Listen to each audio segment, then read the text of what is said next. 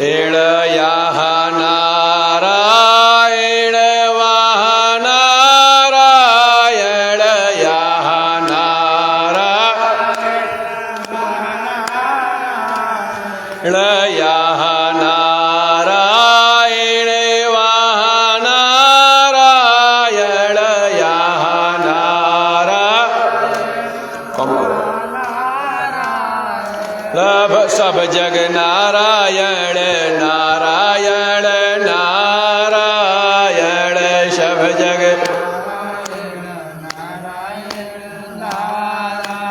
And सर्वत्र नारायण नारायण नारायण सर्वत्र नारायण।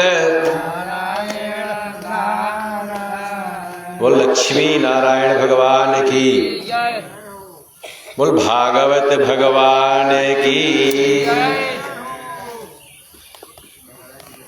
कल के सत्र में हम लोगों ने कथा श्रवण किया था, गुरु के प्रति गुरु कैसा होना चाहिए, शिष्य कैसा होना चाहिए। परीक्षित जी महाराज पूछते हैं कि हे भगवान, हे सुखदेव जी महाराज, क्या भगवान केवल प्राणी मात्र पर ही, मानव मात्र पर ही कल्याण करते हैं, कृपा करते हैं? सुखदेव जी महाराज कहते हैं कि ऐसी तो कहीं चर्चा नहीं है, ना ही कहीं लिखा है। भगवान तो इस चराचर सृष्टि, इस जगत के समस्त जीवों पर कृपा करते हैं। आवाज मोटा क्या होता है, बेस ज्यादा बता। भगवान प्राणी मात्र पर कल्याण करते हैं, उनके द्वारा इस संसार के समस्त जीवों पर भगवान कल्याण करते हैं। परीक्षित जी पूछते हैं कि भगवान ऐसा कोई उदाहरण है, कोई ऐसा दृष्टांत है कि भगवान अन्य जीव पर भी कृपा किए हैं? तो सुखदेव जी महाराज अष्टम स्कंद में सुनाते हैं कि एक कहते हैं कि एवं व्यवसितो बुद्ध्या समाधाय मनोहृदि जजाप परमं जाप्यं प्राग्जन्मन्यनुशिक्षितम्। भगवान, बोल भक्तवत्सल भगवान की। भगवान समस्त जीवों पर कल्याण करते हैं। कैसे?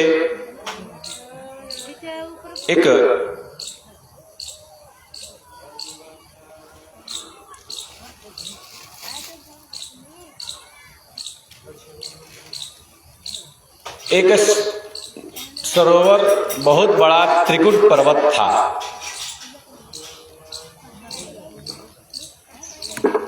उन तीन पर्वतों का विशालकाय शिखर, बहुत विशाल पर्वत, जिस पर एक हाथियों का समूह रहा करता था। उसमें सभी हाथियों का एक प्रधान हाथी, बड़ा वृद्ध, वो जैसा कहता था वैसा लोग करते थे उसके समूह के। एक दिन की बात है, वह अपने पूरे परिवार के साथ, जो गजेंद्र था, हाथी था, पूरे परिवार के साथ उस सरोवर में नहाने गया। कहाँ? उस त्रिकुट पर्वत पर एक विशाल बहुत बड़ा सरोवर था, और वह पर्वत इतना रमणीय था, इतना सुंदर था, उसमें अनेकों प्रकार के पंछी नित्य प्रति कलरव करते रहते थे। हमेशा उस पे बसंत ऋतु के समान नए नए पुष्प, वृक्ष के नए नए सुकोमल पत्ते आदि खिले रहते थे। हमेशा मोर गुंजार करते रहते थे। हमेशा उसमें अनेकों मड़ियों के खान, छोटे छोटे लताएं आपस में जैसे ऐसे प्रतीत होता था मानो हीरा का लरी लटका हुआ हो। एक दिन अपने पूरे परिवार के साथ उस सरोवर में स्नान करने के लिए गया और स्नान करते हुए वह अपने आप को इतना भूल गया, परिवार में, बच्चों में, पत्नी में, अपने सूंड से उछाल करके पानी लेकर के दूसरे अपने परिवार वालों को फेंकता, बच्चे उसके ऊपर सूंड से पानी लेकर फेंकते, वो किसी और के ऊपर पानी फेंकता। इस प्रकार से वह क्रीड़ा करते हुए जल क्रीड़ा करने लगा। कुछ समय बाद उसने ऐसा प्रतीत किया कि उसका जो पैर है किसी ने पकड़ रखा है और पकड़ करके उसे जल में खींच रहा है। यह देख करके वह पहले तो अपने चारों बगल देखा कि कौन है, किसने मेरा पैर पकड़ा। तो जब अपने अगल बगल देखा तो देखा कि एक ग्राह मगरमच्छ ने उसका एक पैर को अपने मुख से पकड़ करके जल में खींच रहा है। यह देख करके उसके जितने भी परिवार के संबंधी थे, पुत्र आदि, छोटे छोटे हाथी, बड़े हाथी, सब जल से बाहर निकल गए। वह अपने आप को ग्राह से छुड़ाने का प्रयास करता रहता और वह ग्राह जो है वह जल में उसे खींचता।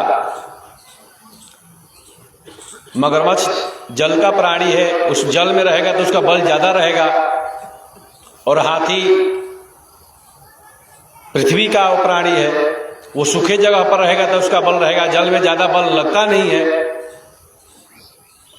ऐसे निरंतर वह जल में खींचे और ग्राह अपने आप को बचाने के लिए बाहर खींचे। इस प्रकार करते करते 1000 वर्ष तक निरंतर उन दोनों के आपस में खींचतान चलते रहा। वो अपने आप को बचाता और ग्राह उसे जल में ले जाने की प्रयास करता रहता। यह देख करके वह 1 वर्ष निरंतर यह प्रक्रिया चली। वह निराश हो गया, उसका धीरे धीरे जो बल था वह कमजोर होने लगा। 1 वर्ष के अंतराल में उसका बहुत बल कमजोर हो गया। यह देख करके उसने मन में विचार किया, क्या कि मैं कैसा प्राणी हूं। मैं 1 वर्षों से, इतने दिनों से निरंतर प्रयास कर रहा हूं इससे बचने के लिए, लेकिन यह हमें और जल में ही खींचा जा रहा है। उसने अपने पुत्र को आवाज लगाया, अपने पत्नी को आवाज लगाया, अपने भाई बंधु को आवाज लगाया, लेकिन उस विपत्ति काल में किसी ने उसका सहायता नहीं किया, किसी ने सहायता नहीं किया। अंत समय में वह हार करके भगवान को याद किया। उस जल में अनेकों प्रकार के कमल, लाल, पीला, सफेद आदि कमल पुष्प थे। उसने अपने मन में विचार किया कि अब इस समय हमें केवल नारायण ही बचा सकते हैं।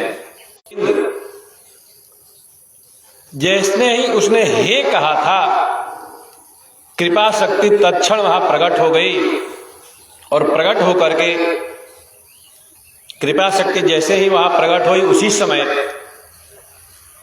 नारायण का सिंहासन डोल गया। नारायण, अभी गरुड़ जी अपने सिंहासन से नारायण उठ करके खड़े हुए, अभी गरुड़ जी आ ही रहे थे, तब तक भगवान खाली पैर ही वहां से दौड़ करके उस त्रिकुट पर्वत पर आ पहुंचे। बोल भक्तवत्सल भगवान की जय। आगे आगे नारायण जा रहे हैं, पीछे से गरुड़ आ रहा है। भगवान तत्क्षण वहां आकर के देखते ही देखते ग्राह को अपने चक्र सुदर्शन से मारे और फिर गज को उद्धार किए। भगवान भक्त वत्सल है, कहते हैं, भगवान कहते हैं, हे गोविंद, हे माधव, हे राम, अब आपके सिवा हमारा कोई नहीं है। तब भगवान तत्क्षण वहां प्रकट होकर के उसके मनोरथ को पूर्ण करते हैं। जब भरी सभा में द्रौपदी की लाज जा रही थी, उस समय उसने अपने सगे संबंधी सबको बुलाया, उस समय कोई नहीं आया। एक हाथ से अपने वस्त्र को पकड़ करके एक हाथ से सबको बुला रही थी, जब कोई नहीं आया तब उसने अपना दोनों हाथ छोड़ दिया, कहा कि हे गोविंद, अब मेरी लाज आपके ही हाथों में है। जैसे ही उसने अपना हाथ से वस्त्र को छोड़ा और दोनों हाथ ऊपर उठाया, तत्क्षण भगवान उसकी साड़ी को बढ़ा दिए। तो जब तक हम आप भगवान के ऊपर पूर्ण रूप से निर्भर नहीं हो जाएंगे, तब तक भगवान कृपा नहीं करते हैं, लेकिन थोड़ा थोड़ा पूर्ण नहीं होती, तब तक दूसरी आशाएं आ जाती है। भगवान आकर के उस ग्राह को मारे और गज का उद्धार किए।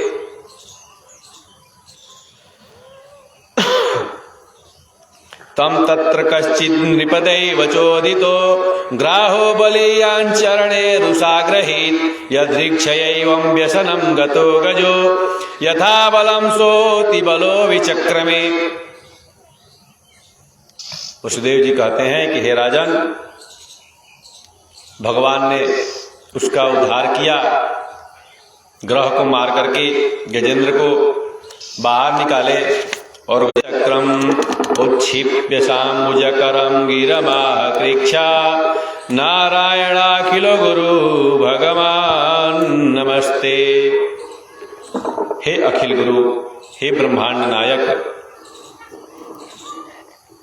हे नारायण, आपकी दयालुता, आपकी कृपालुता आर किए।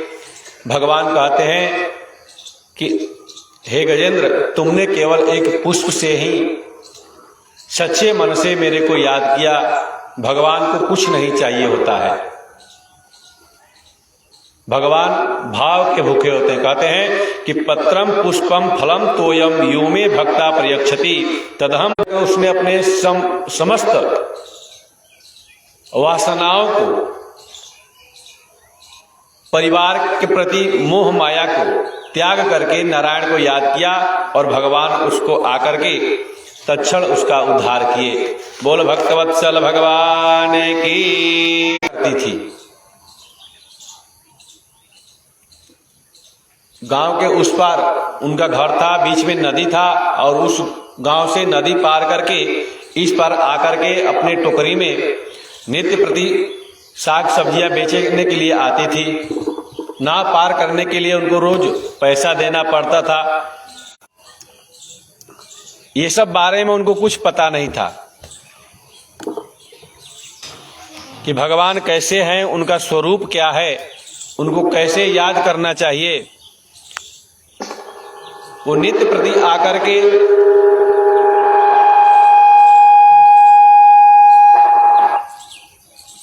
वो नित्य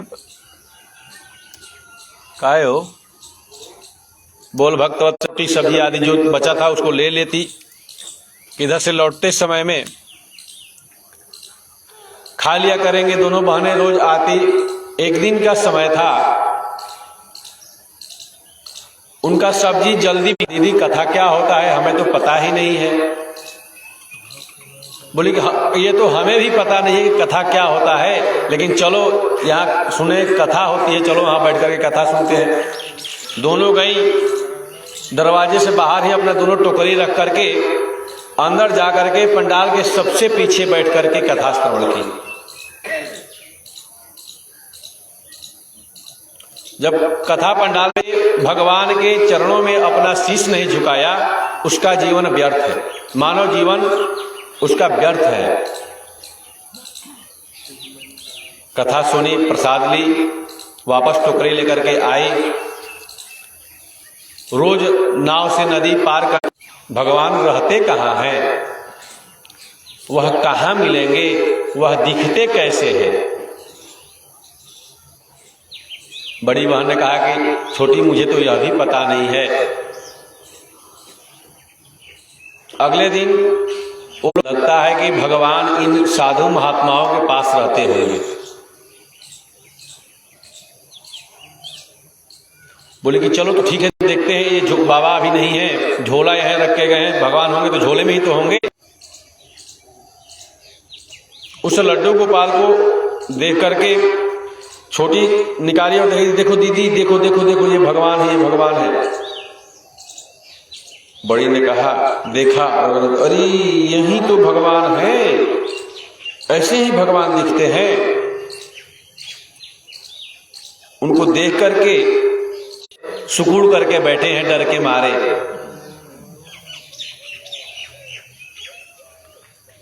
बाबा जी गए थे अपना स्नान ध्यान करने, दोनों आपस में बात कर रही थी और लड्डू गोपाल को हाथ पर लेकर के देख रही थी। बड़ी ने कहा कि भगवान आप चिंता न करें, बाबा बहन ने खींचा तो सीधा हो गया, दूसरे पैर को दूसरे बहन खींचा तो सीधा हो गया। लड्डू गोपाल के पैर सीधे हो गए।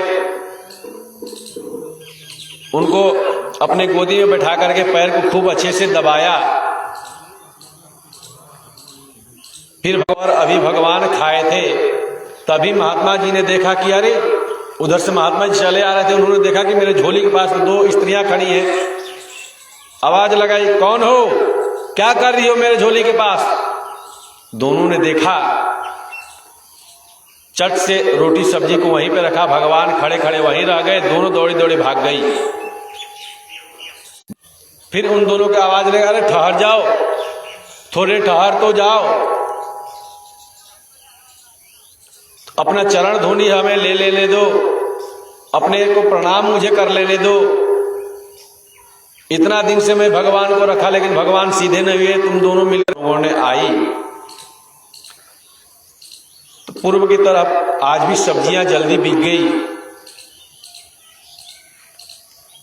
वो बोली कि चलो बहन, आज अंतिम दिवस है, कथा सुन लेते हैं, जल्दी घर जाकर क्या करेंगे। दोनों बहनें पुनः पूर्व की तरफ जाकर के पंडाल में बैठी, कथा सुनी। उस दिन व्यास जी बता रहे थे कि संसार सागर से पार होना है तो भगवान नाम। उन लोगों ने सुना,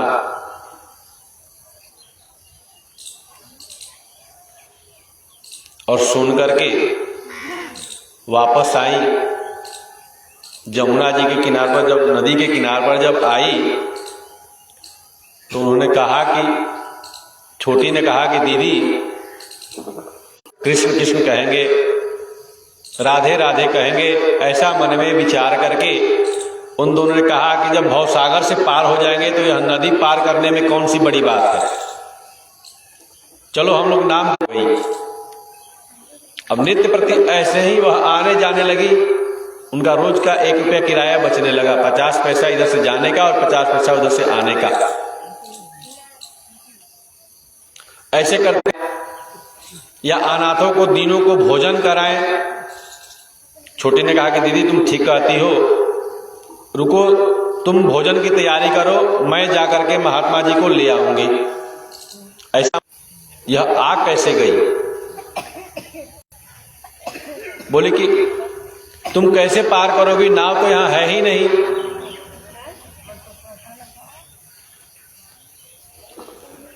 उसने कहा कि गुरुजी चलिए, मैं चलती हूं, मेरे पीछे पीछे आप भी आ जाइए, मैं यहीं रुकी हूं, आप आ जाइए, आप मेरे साथ चलिए। और नाम जब निरंतर कर रही है, क्योंकि उसी के बल पे तो पार कर रही है नदी। गुरुजी ने कहा, जी के पास गुरुजी ने कहा कि तुम कौन हो, मुझे क्यों ले जाना चाहती हो? तब जाकर के वह बोली कि गुरुजी चलिए, मैं आपको लेकर के चलती हूं, आप ही ने कर लेती है। उसने गुरुजी का हाथ पकड़ा और बोला कि गुरुजी चलिए, मेरे पीछे पीछे मैं चलती हूं। अब गुरुजी के प्राण संकट। गुरुजी ने कहा कि अच्छा ठीक है, ये बताओ तुम लोग नदी पार करती कैसे हो? वह बोली कि पहले घर चलिए, पहले भोजन ग्रहण करिए, फिर बताते हैं क्या हुआ है। घर लेकर के गई, सागर से पार कर सकता है, तो इसलिए हम लोग रोज नाम जप करके ही नदी पार कर लेते हैं। उसी का जो किराया जो बचा था, तो हमने सोचा कि आज गुरुजी को बुलाकर घर पर भोजन कराएं और उनको दक्षिणा दें। का विश्वास नहीं था। उन दोनों ने गुरुजी को ससम्मान विदा किया, नदी तक आकर छोड़ी। भगवान भक्त वत्सल है, किस गुण पे किस भाव, चेतन सहज अमल सुख राशि। ये समस्त इस संसार सागर में, इस भूमंडल में जितने भी जीव हैं वह ईश्वर का ही अंश है। तो जब ईश्वर का अंश है, ईश्वर हमारे भी अंदर है, आपके भी अंदर है, क्या उससे हमारा कल्याण हो जाएगा?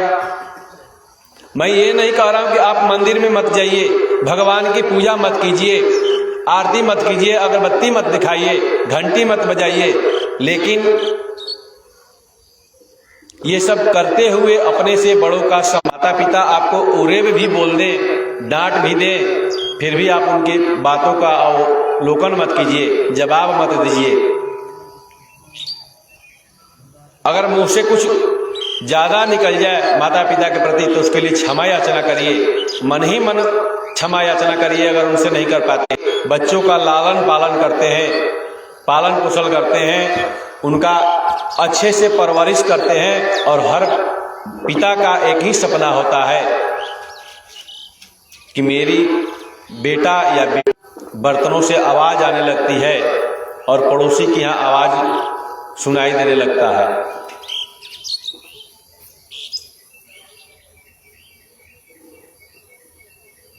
हम तो चाहते हैं कि मेरा परिवार अच्छा मिले,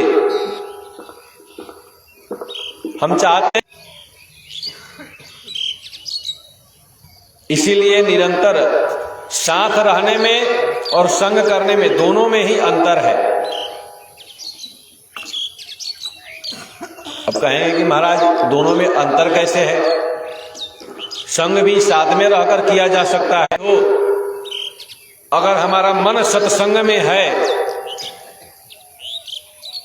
आई हुई आवाजों को, सत्संग से आई हुई आवाजों को अगर हमारा मन सुन रहा है, शरीर कहीं भी है, तो उसी से हमारा कल्याण होने वाला। स्थिर नहीं रहता है तो उसके लिए निरंतर भगवान से प्रार्थना करते रहना चाहिए कि हे भगवान, मेरा मन स्थिर हो और आपके चरण कमलों में लगा रहे, ऐसा आप हमें आशीर्वाद दीजिए, ऐसी आप हमें कृपा कीजिए। करके तो देखें कि भगवान हमारे गुण पर रीझते हैं कि नहीं रीझते हैं, भगवान हमारे बुलाने पर आते हैं कि नहीं आते हैं। चाहते तो हम बहुत कुछ है, लेकिन प्रयास नहीं करते हैं। भगवान किसको प्यारा? बालक रूप सबको प्यारा लगता है, छोटा सा नन्हा सा घुटमन चले या खड़े होकर के बार बार गिर जाए, छोटा सा एकदम 1-2 साल का बच्चा हो, 2-2.5 साल का। नारायण श्रीमन नारायण एण भज मन नारायण नारायण नारायण भज मन।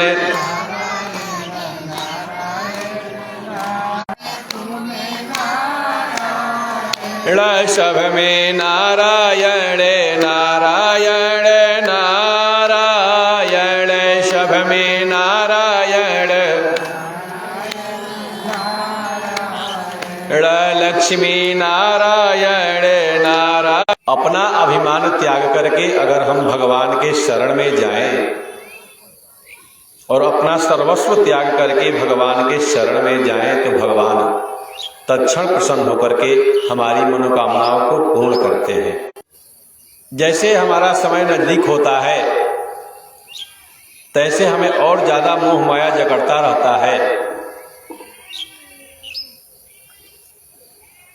हमेशा कराही अंत राम तब आवत नाही, अंत समय में मुख से राम नाम भी नहीं आता है। इसीलिए हर समय भगवान का निरंतर भजन करते रहना चाहिए। जतस शरीर गिरता जाता है, सबसे बड़ी उत्तम बात है। इसी से हमारा कल्याण हो जाएगा बुढ़ापे का। जब भी उसको बुलाएंगे तो एक बार कम से कम भगवान का तो नाम लेंगे। गोविंद, गोपाल, माधव, घनश्याम, मुरारी, कुछ भी रख दीजिए उसका नाम, उसी से कल्याण हो जाएगा। जब वह दोनों बहनें नदी पार कर जाएंगी राम नाम के लेकर के, भगवान नाम लेकर के, तब भगवान उसको नवधा भक्ति कल बताए। मैंने निवेदन किया था, चर्चा किया था।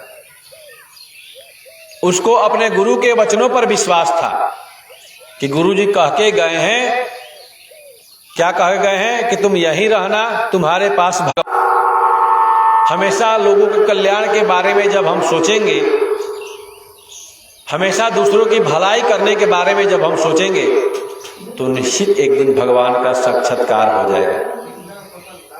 अन्य किसी भी प्राणी जीव में हमें जन्म नहीं लेना पड़ेगा।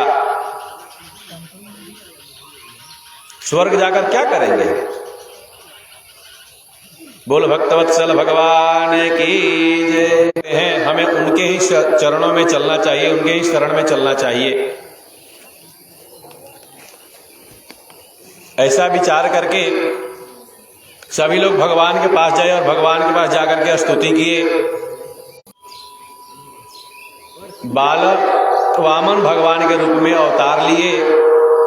जैसे ही भगवान का अवतार हुआ, ब्रह्मा जी ने उनको कमंडलू दिया, किसी ने उनको छत्र दिया कि हे राजन, मुझे ज्यादा कुछ नहीं चाहिए, मुझे बस 3 पग जमीन दे दो।